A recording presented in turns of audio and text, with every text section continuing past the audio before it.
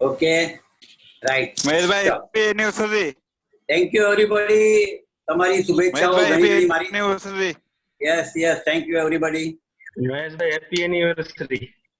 Okay thank you happy anniversary Mahesh ભાઈ। Thank you એવરીબॉडी, એક એક જણનો આભાર, ધન્યવાદ। એનિવર્સરી બસ એનિવર્સરી એક જ ભાવના છે અકેલે કે જીવનમાં મને આજે બી ટાઈમ કાઢીને આવ્યા અમારી માટે। યસ આજે તો ખાસ આવવાનું હતું। રીટાબેન તમે કઈ બોલો। ઓકે રીટાબેન તમે કઈ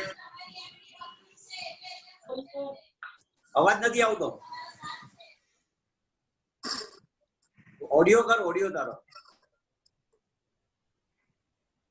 લેફ્ટ નું પહેલું બટન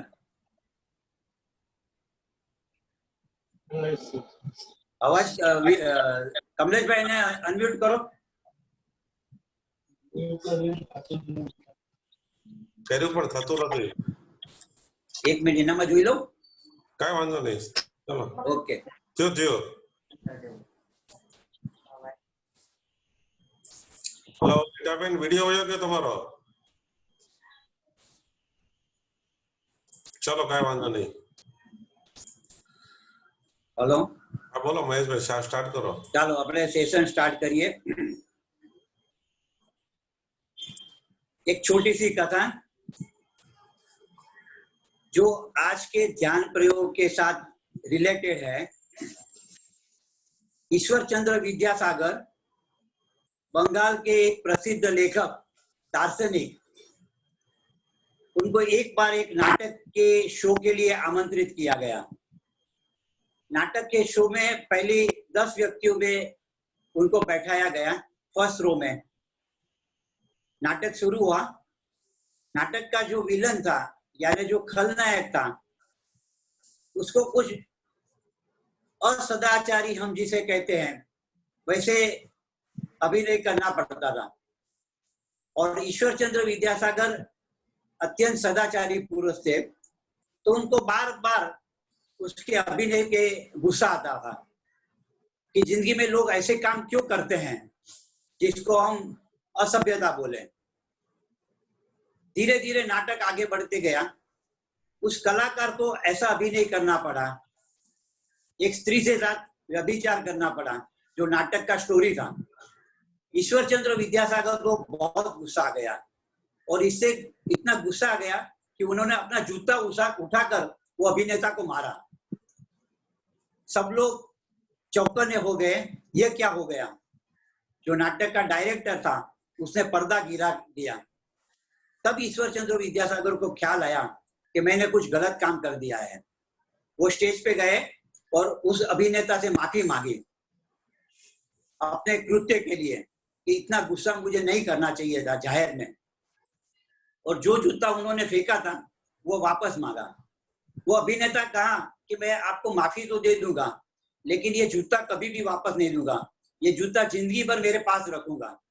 ईश्वर चंद्र ने कहा क्यों भाई, ऐसा क्यों कर रहा है। उस अभिनेता ने कहा ये जूता मेरे लिए एक पुरस्कार है, मैं इसके मेरे कपबोर्ड में रखूंगा, कबाट में पुरस्कार की तरह रखूंगा। क्योंकि बात इतनी है कि मेरा अभिनय कुछ ऐसा रहा होगा कि आप भूल गए कि आप नाटक के मंच पे बैठे हो, नाटक के रंग मंच पे आए हो। मेरा ये अभिनय का एक इनाम, एक तोहफा है और उसने जिंदगी भर अपने पास रखा तोहफा। इस बात का तात्पर्य है कि जब कोई अभिनेता अपनी कला पेश करता है तो उसके पात्र के साथ इन्वॉल्व होना चाहिए। जैसे कोई राम का अभिनय करेगा तो उसको सच में राम बन जाना चाहिए, तभी वो अभिनय सच हो सकता है। लेकिन हमारे जीवन में हमें जो अभिनय परमात्मा ने दिया है, पिता का, माता का, भाई का, बहन का, ये सब हमारे चेहरे हैं। ये कोई हमारा आत्मा, हमारी बीइंग नहीं है।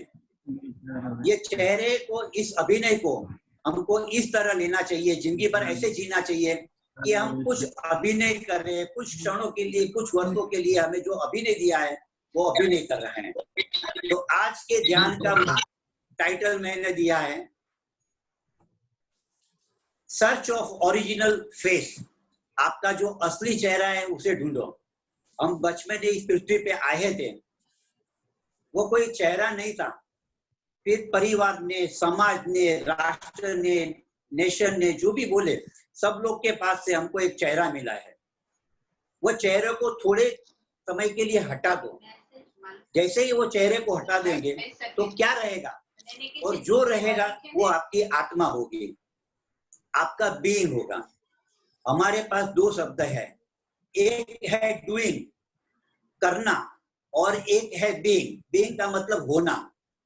करने में तो हम बहुत उत्सुक है, हम जीवन में बहुत कुछ करते हैं, 24 घंटा हम कुछ ना कुछ करते रहते हैं, लेकिन क्या वो हमारा बीइंग है, क्या वो हमारी अंतरात्मा है? नहीं, ये कभी नहीं हो सकता, क्योंकि हमारा अंतरात्मा तो किसी से संबंध नहीं है। जो भी हो हम कर रहे हैं वो पेरी पे है, सर्कमस्टांसेस पे कुछ भी नहीं है। सर्कमस्टांसेस पे तो जो है वो हमारा मात्र हो जाना है, अस्तित्व है। उसके साथ जुड़ने के लिए बहुत से ध्यान प्रयोग है कि कैसे हम to be one with yourself, इससे इंग्लिश में कहते हैं to be one with oneself, खुद के साथ हो जाओ। इस बात को समझने के लिए हम 3 प्रयोग करेंगे 10-10 मिनट के ध्यान के। पहली बात, पहला प्रयोग रहेगा जो मैंने लास्ट संडे आपको बात की थी, थोड़ी सी बातें याद करें, हमने आगे क्या चीज सुनी है या क्या चीज की है, उसके ऊपर हमें आगे बढ़ना है। लास्ट संडे मैंने एक बात आपको बुद्ध की स्टोरी की थी कि छोटे बच्चे हैं, नदी के तट पे खेलने के लिए जाते हैं, रेती का मकान बनाते हैं, झगड़ते हैं, मारामारी करते हैं, शाम का वक्त हो जाता है, उनकी माँ बुलाती है उन बच्चों को, वो बच्चे वापस मिलजुल के चले जाते हैं अपने ही बनाए हुए घर को ठोकर मार के, लात मार के, जो घर उन्होंने बनाया था उसको ही लात मार के चले जाते हैं। ऐसा ही हमारा जीवन है, हम पूरे दिन जो काम कर रहे हैं उसमें हमारी बहुत सी चेतना बाहर जा रही है। तो बुद्ध ने कहा है उस चेतना को वापस बुला लेना, शाम होते हुए, रात होते हुए हमारी जो चेतना बाहर जा रही है उसने खुद में समेट लेना। उसको भगवान महावीर ने एक नया नाम दिया है, अद्भुत नाम दिया है, उसको कहते हैं प्रतिक्रमण। ये चीज मैंने लास्ट संडे को की थी। ये ध्यान का पहला प्रयोग है। जब तक हमारी चेतना बाहर जा रही है तब तक हमारी जात से हम कैसे जुड़ेंगे? जो चेतना दूसरे से जुड़ती है वो खुद से कैसे जुड़ेगी? तो पहले दूसरों के साथ के संबंध को हटा लेना है। फिर दूसरा ध्यान का प्रयोग है जिसको भगवान महावीर ने उससे भी अच्छा नाम दिया है, वो सामयिक है। इस बात को पूरी गहनता से समझ ले, क्योंकि हम यह ज्ञान के प्रयोग इसलिए कर रहे हैं क्या कि आप धीरे धीरे आपकी चेतना ऊपर उठे, इतनी ऊपर उठे कि आपका पूरा जीवन ध्यान में हो जाए। तो दूसरा प्रयोग भगवान महावीर ने दिया है सामयिक। यह बहुत ही अद्भुत शब्द है, दुनिया के किसी भाषा में ऐसा शब्द नहीं है, क्योंकि महावीर ने आत्मा को समय कहा है। समय माने इसके 3 विभाजन हमने किए हैं, भूतकाल, भविष्यकाल, वर्तमान काल। लेकिन भूतकाल जो चला गया वो समय का हिस्सा नहीं है, भविष्य जो आने वाला है वो भी आया नहीं है, इसलिए वो भी समय का हिस्सा नहीं है। समय का तो एक ही हिस्सा है, वो वर्तमान। वो वर्तमान कैसा है उसको भी समझिए। वर्तमान कैसा है? जैसे साइंस कहता है न्यूट्रॉन, प्रोटॉन, इलेक्ट्रॉन, परमाणु और अणु। पहले परमाणु है, फिर परमाणु को भी खोदते गए, छोटा छोटा करते गए तो अणु हो गए।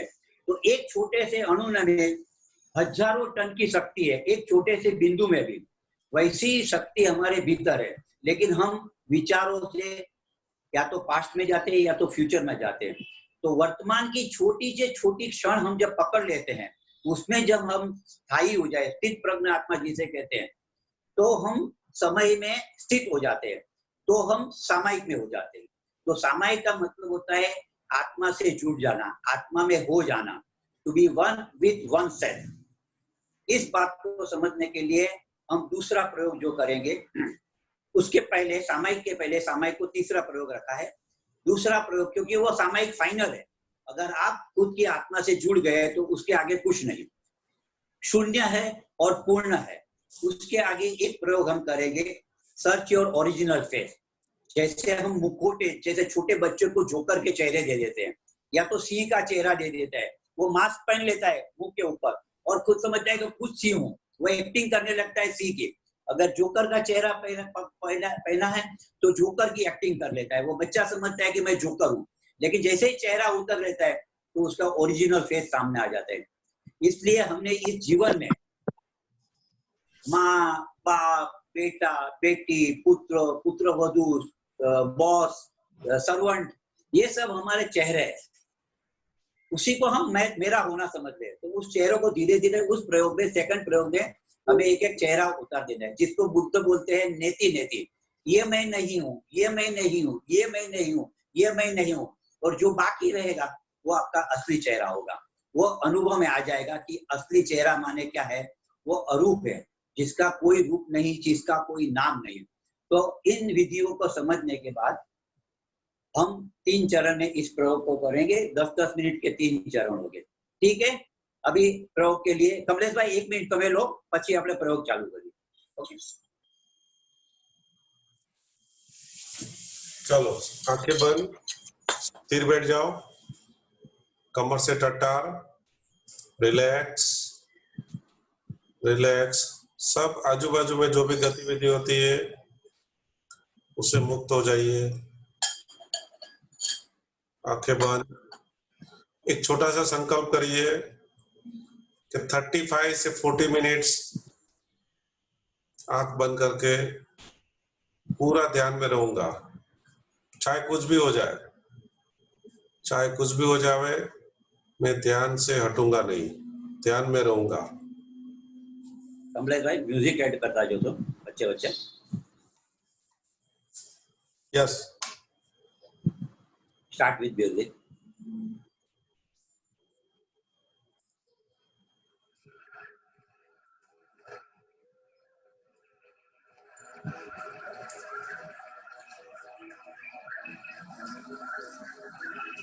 આવે છે?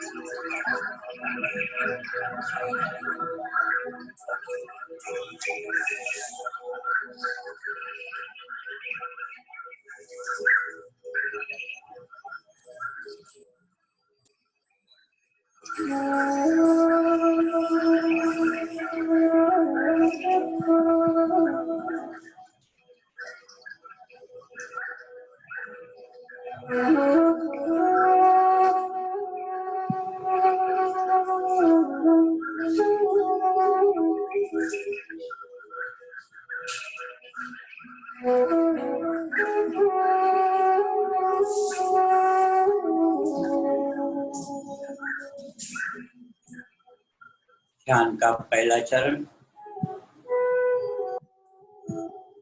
पहला प्रयोग, लौट आना, प्रतिक्रमण। हमारी चेतना हमारी 5 इंद्रियों द्वारा बाहर की ओर जा रही है। इसे थोड़ी देर के लिए समझ ले, वापस बुला ले।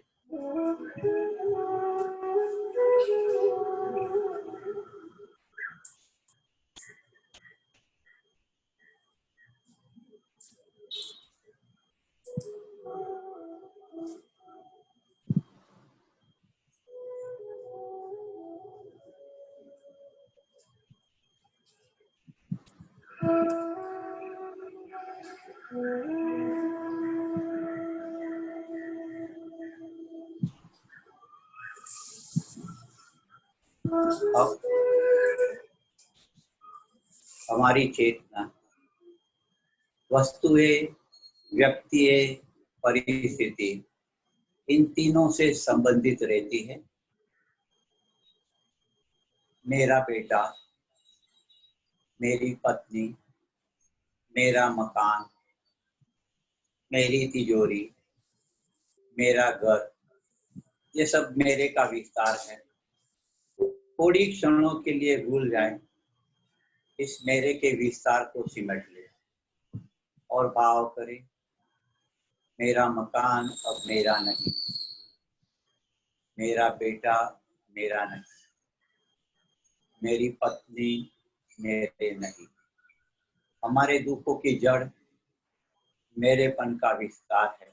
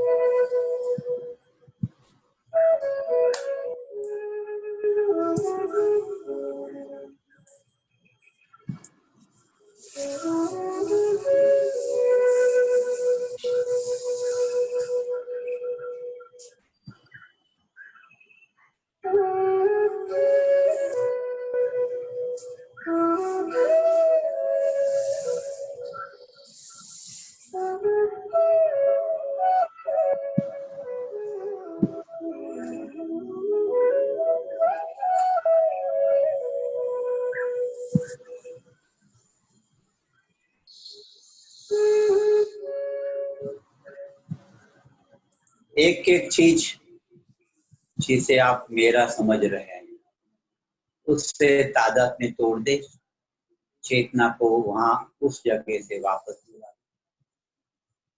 मेरा कुछ भी नहीं, मेरा कुछ भी नहीं, नेति नेति, यह मेरा नहीं है, वो मेरा नहीं,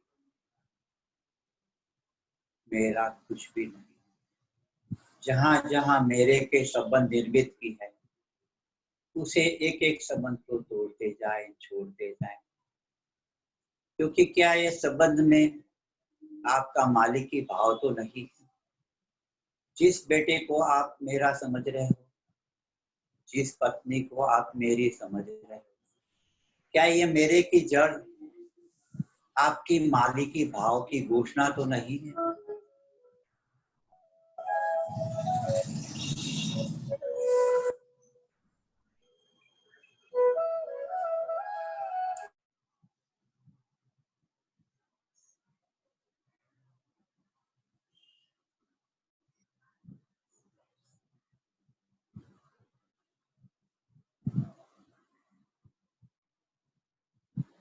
जहां जहां आपकी चेतना जा रही वहां वहां से वापस लौट गया। जैसे रात को आप घर वापस लौटते हैं, ऐसे ही पूरे दिन हमारी चेतना आंख से, कान से और इंद्रियों से जहां जहां मेरे का विस्तार है वहां तक पहुंचती है और की कामना रहती है और ज्यादा इकट्ठा करूं, मेरी तिजोरी और बढ़े, मेरी मालकियत और बढ़े। स्त्री प्रकृति ईर्ष्या की प्रकृति है, पॉजिटिवनेस की प्रकृति है। मेल प्रकृति, पुरुष प्रकृति मालकियत की घोषणा है और उसी के कारण हम संसार से बंधे हुए हैं। अपनी चेतना को सिमट के अपने भीतर आ जाएं।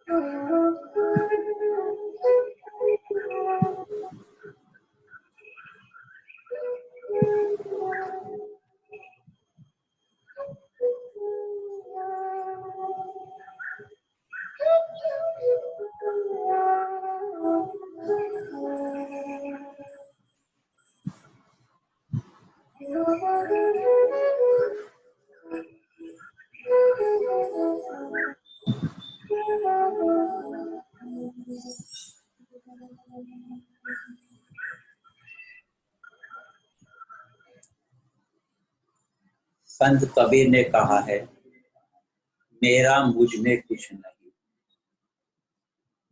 मेरा कुछ भी नहीं। इस भाव को और गहरा करें। यह शरीर भी मेरा नहीं है, भाव करें, मेरा कुछ भी नहीं। पदार्थ तो मेरे है ही नहीं, यह शरीर भी मेरा नहीं है। शरीर के साथ का तादात्म्य भी मेरे का ही विस्तार है।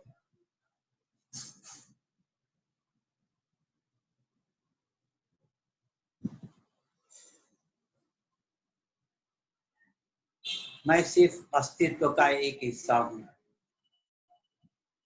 मेरा होना ही सिर्फ मेरा है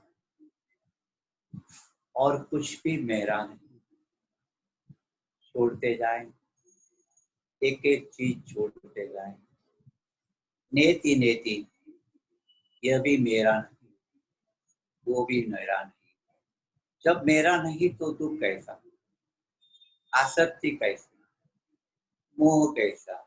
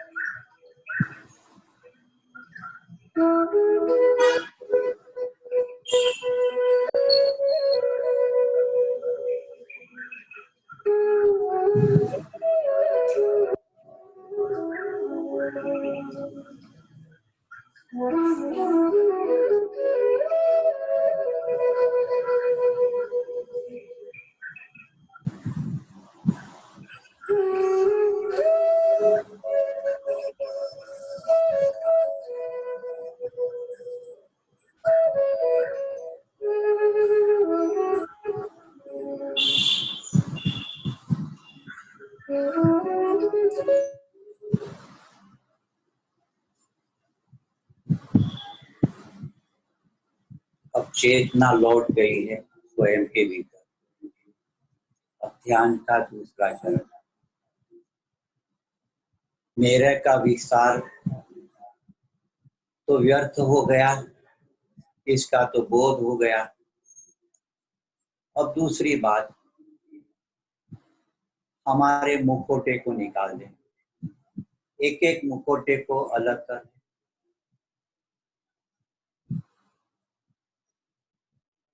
आप जो भी अपने आप को समझ रहे हैं वो आपका असली चेहरा नहीं है। एक एक चेहरे को हटा दें। कोई अपने आप को पिता समझ रहा है, कोई पत्नी, कोई माँ, कोई नौकर, कोई शिक्षक, कोई गुरु, कोई चेला। ये सब समाज ने दिए हुए मुखौटे हैं। एक एक मुखौटे को अलग कर लें और सिर्फ भीतर जाके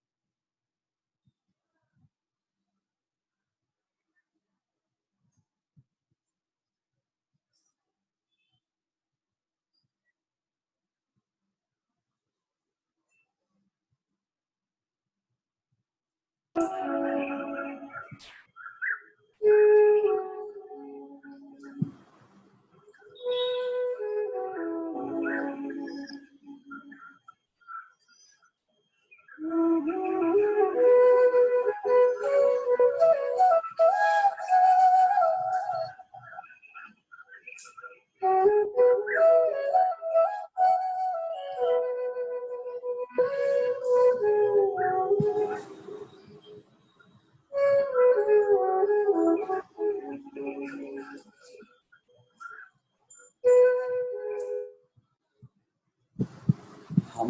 बहुत से दुखों के कारण हमारी सीरियसनेस होती है, गंभीरता होती है। हमको जो अभिनय दिया गया है उसे सिर्फ अभिनय समझे। इसके पार आपका अरूप चेहरा है, अनाम चेहरा है। अपने सब नाम परिवार ने, समाज ने दिए हुए नाम, उस नाम के साथ हम तादात्म्य कर लेते हैं। इसको थोड़ी क्षणों के लिए छोड़ दें।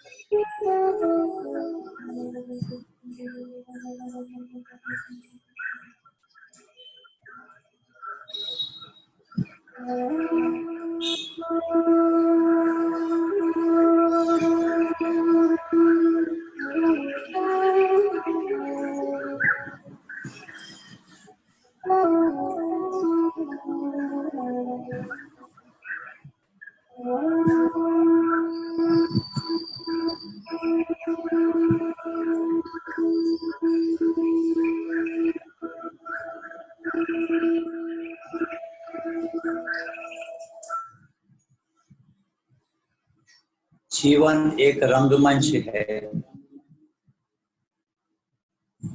जिसके पर हमें उत्कृष्ट अभिनय करना है, लेकिन जब उसके साथ हमारा अटैचमेंट हो जाता है, तादात्म्य हो जाता है, तब जीवन एक दुख, एक विषाद बन जाता है।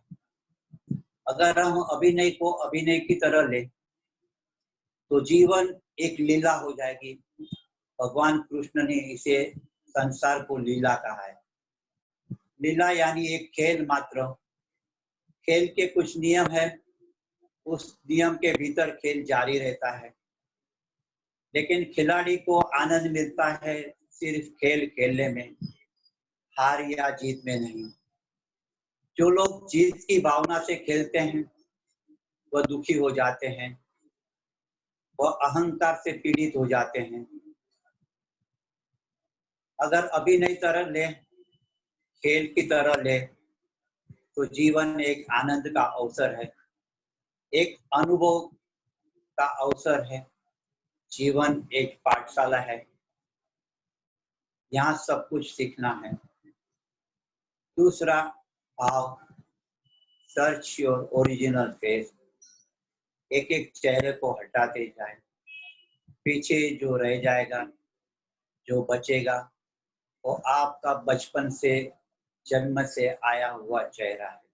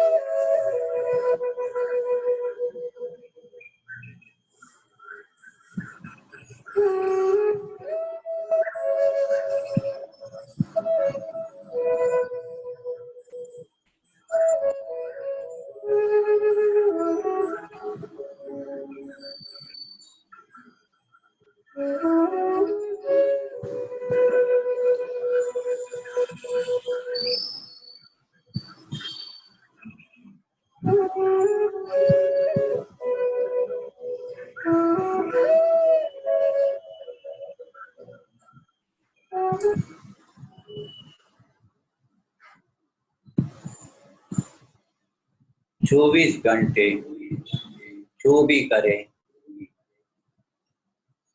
एक अभिनय की भांति करे, तो मन शांत रहेगा, ध्यानस्थ अवस्था रहेगी।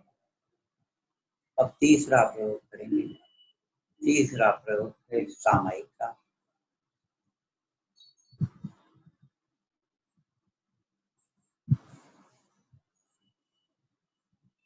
मन का स्वभाव है या तो अतीत के प्रति जाना या तो भविष्य के प्रति जाना।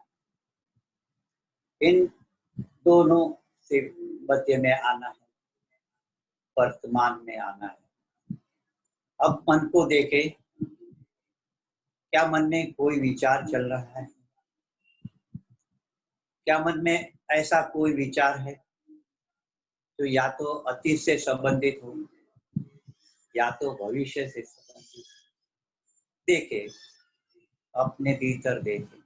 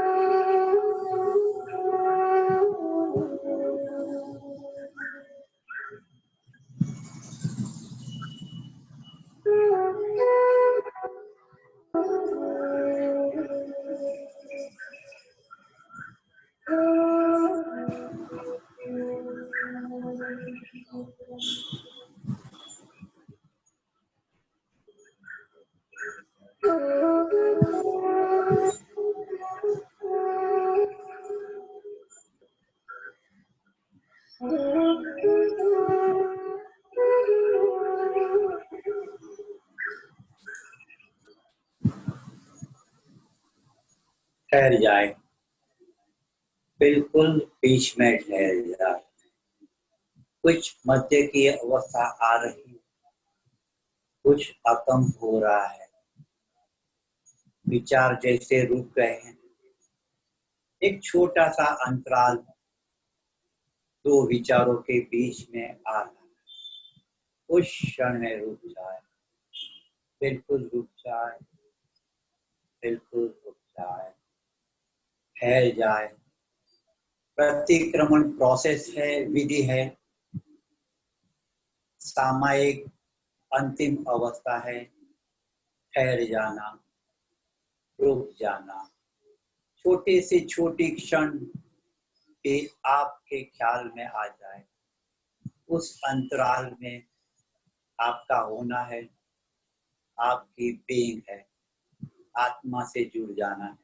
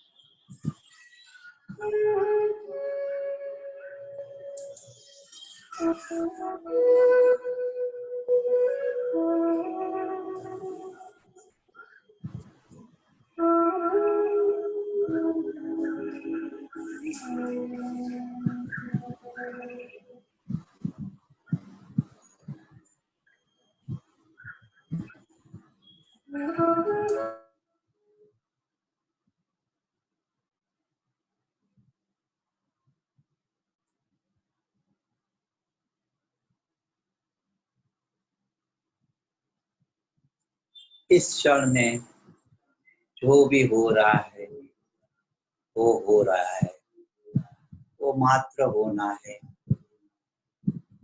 शरीर में पीड़ा हो रही है तो हो रही है, आंख झुक गई है तो झुक गई है, श्वास चल रही है तो श्वास चल रही है। मैं कुछ भी नहीं कर रहा हूँ, जो हो रहा है वो अपने आप हो रहा है। इस बात की समझ, इस बात का बोध रखे। जो भी हो रहा है शरीर में, मन में, श्वास के साथ, जो भी हो रहा है से होने दे। आप सिर्फ नॉन ऑक्यूपाइड बीइंग हो जाए, आप सिर्फ अकर्ता हो जाए।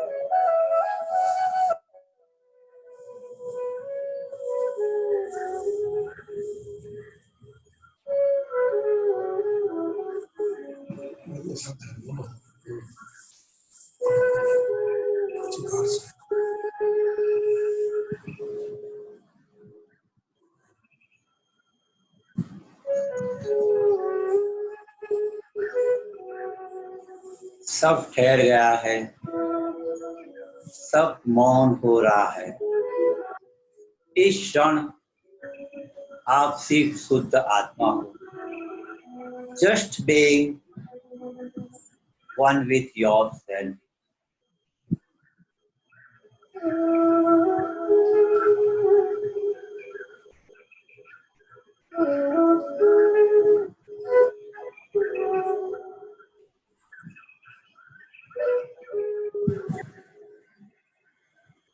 आपकी चेतना लौट आई, स्वयं में स्थित हो गई है।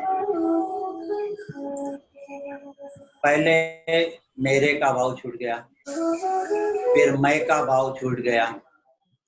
अब अंतिम समझ और गहराई में जाइए। आपके कर्म भी आपके नहीं है। आत्मा को कोई कर्म नहीं छूते। आत्मा सबसे बाहर है।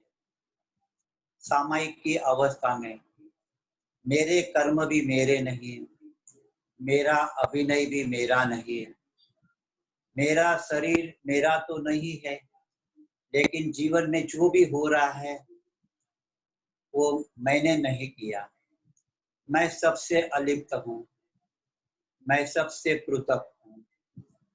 मैं शुद्ध आत्मा हूँ, मैं शुद्ध आत्मा हूँ, मैं शुद्ध आत्मा हूँ। इस भाव को बनाए रखें।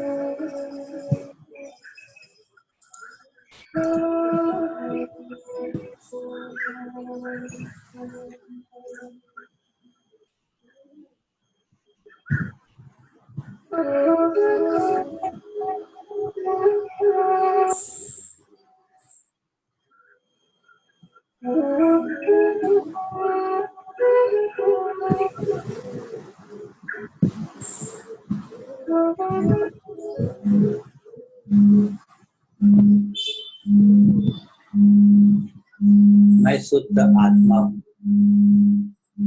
मैं शुद्ध आत्मा हूँ, मैं शुद्ध आत्मा हूँ। इस भाव को बनाए रखे।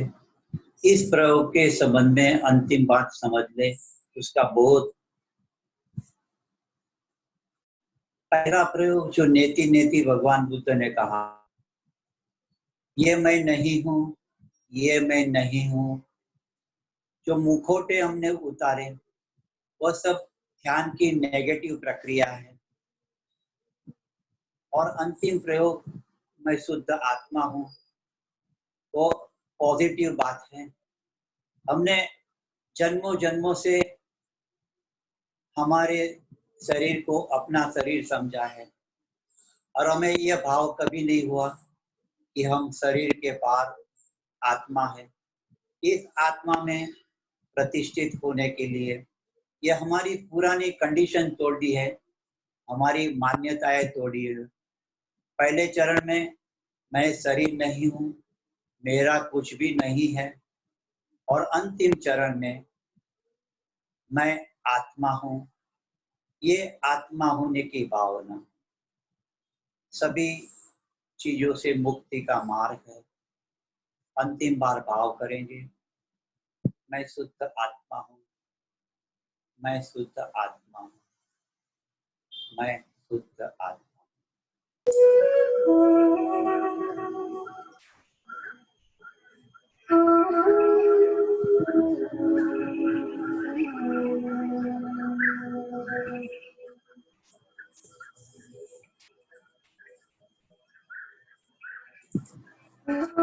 मैं शरीर नहीं हूँ, मैं अभिनेता भी नहीं हूँ, मेरे कुछ कर्म भी नहीं है। जो भी हो रहा है, जैसे भी हो रहा है, सिर्फ एग्जिस्टेंस है, एकमात्र अस्तित्व है।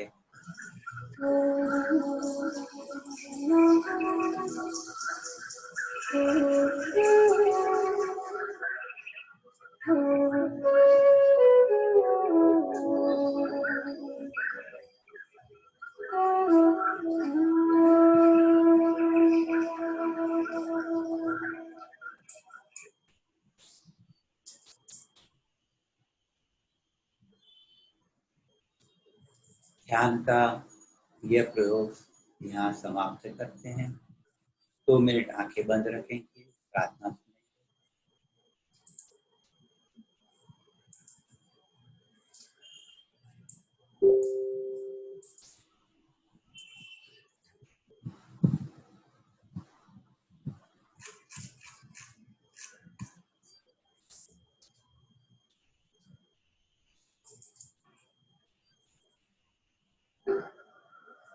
નાની પ્રાર્થના રજૂ કરું છું. સૌનું કરો કલ્યાણ દયાળુ પ્રભુ, સૌનું કરો કલ્યાણ.